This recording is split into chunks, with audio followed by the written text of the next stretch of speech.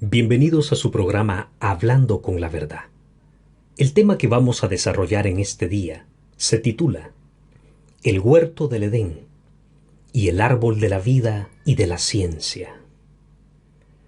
Tomaremos como base Génesis capítulo 2, verso 8 y 9. Y dice de la siguiente manera: Y Jehová Dios plantó un huerto en Edén, al oriente, y puso allí al hombre que había formado. Y Jehová Dios hizo nacer de la tierra todo árbol delicioso a la vista y bueno para comer. También el árbol de la vida en medio del huerto, y el árbol de la ciencia del bien y del mal. Dios planta un huerto en Edén. La palabra Edén significa lugar puro y natural. Podemos afirmar que las Sagradas Escrituras contienen un grande valor simbólico y un grande valor espiritual para nuestro crecimiento.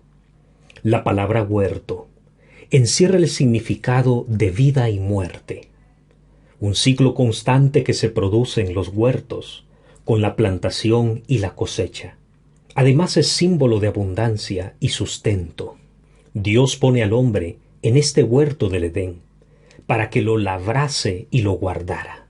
Esto encierra un gran valor espiritual, pues el hombre debía guardar el jardín del Edén. El jardín del Edén simboliza su condición espiritual, pues la conciencia del hombre era pura, como el nombre Edén, que significa pureza. En el huerto del hombre, que es su mente, constantemente nacen y mueren pensamientos. Pero su trabajo era labrar y guardar sus pensamientos de una manera pura. En Adán no había prejuicios, no había sentido del bien y del mal, por lo cual él no juzgaba a nadie. Para él no había ni bueno ni malo, todas las cosas eran juzgadas por igual.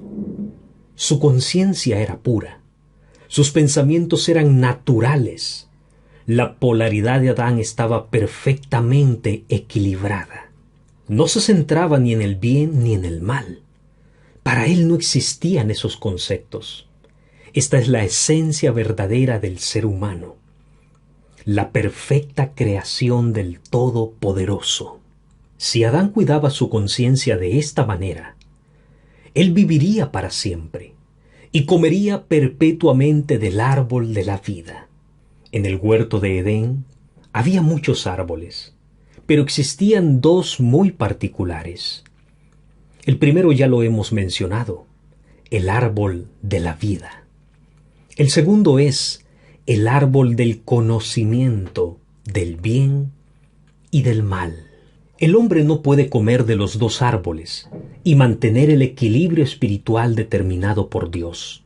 Así como dijo el maestro de Nazaret: no se puede servir a dos señores, porque amarás a uno y aborrecerás al otro. Por ello el hombre fue arrojado del huerto, porque comió del árbol del conocimiento del bien y del mal. Para entender el significado del nombre de este árbol, es necesario entender que nos habla de dos polos opuestos, el bien y el mal. Para Adán eran desconocidos estos conceptos. Para él no había bien ni mal. ¿Cuál era el código moral de Adán? Si no había bien ni mal para él. No había código moral. Él vivía en la plenitud de sus pensamientos y además con la más limpia conciencia. Y esto le garantizaba comer eternamente del árbol de la vida.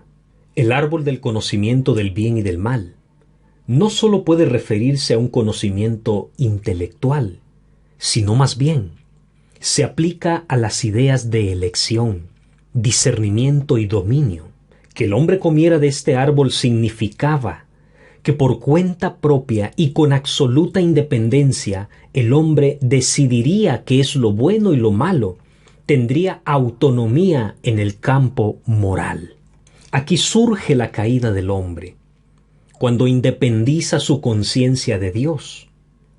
Dios lo dejó vivir en la armonía absoluta de su espíritu en el huerto de Edén, sin ataduras, pues no las necesitaba por la pureza de su espíritu. Era de la imagen de Dios, que no está sujeta a leyes, pues Él es el que domina todo. Cuando el hombre elige comer del árbol del conocimiento del bien y del mal, empieza su declive, como si fuera un barco sin timón, porque rechazó estar conectado a la fuente del Espíritu, que es el Todopoderoso.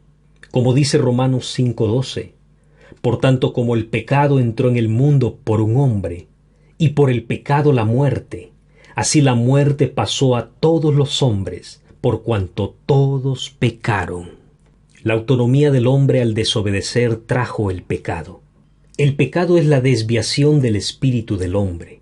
Esto hizo de Adán y de toda su descendencia hombres terrenales condenados a la muerte espiritual. Pero Cristo vino a representar al nuevo Adán, ya no como un hombre terrenal, sino ahora como un espíritu vivificante. Ahora Cristo renovaría la conciencia del hombre hasta llevarla a su primer estado, como lo dice el apóstol Pablo. En cuanto a la pasada manera de vivir, despojaos del viejo hombre y renovaos en el espíritu de vuestra mente y vestíos del nuevo hombre. Efesios 4, 22 al 24. La renovación de nuestra mente es llevada a cabo cuando solo albergamos pensamientos que se forjan a través de la única ley que rige la vida del nuevo hombre, la ley del amor. Esta era la ley del primer Adán. La naturaleza del hombre es amar. Cuando amas, no te detienes a pensar si es bueno o es malo. Simplemente amas. Jesucristo nos enseñó este principio, que el amor está por encima de las moralidades del hombre viejo.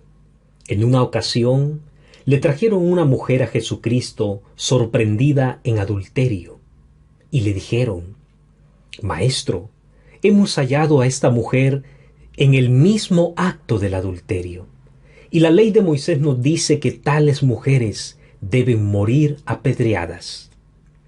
¿Tú qué dices? Él les contesta: el que esté libre de pecado, arroje la primera piedra. Y dice que todos fueron redargüidos por su conciencia. Empezaron a irse desde los más grandes hasta los menores. Y quedó solo él y la mujer. Y le dijo el Señor: Mujer, ¿dónde están los que te condenaban? Y ella dijo: Se han ido, Señor. Y dijo el Señor: Ni yo te condeno. Vete en paz y no peques más. El viejo hombre es el que salió del jardín del Edén, y el nuevo hombre es el que debe volver a entrar al jardín del Edén. Cultiva tu huerto del Edén a través del amor. Este es el gran mandamiento del Espíritu. Amémonos los unos a los otros. Porque el que no ama a su hermano que ve, ¿cómo puede decir que ama a Dios que no lo ve? Amad a vuestros enemigos. Bendecid a los que os maldicen. Cuando eres capaz de amar a aquel que te escupe en la cara, has encontrado el sendero del Espíritu y la vereda que te lleva al huerto del Edén, junto al árbol de la vida.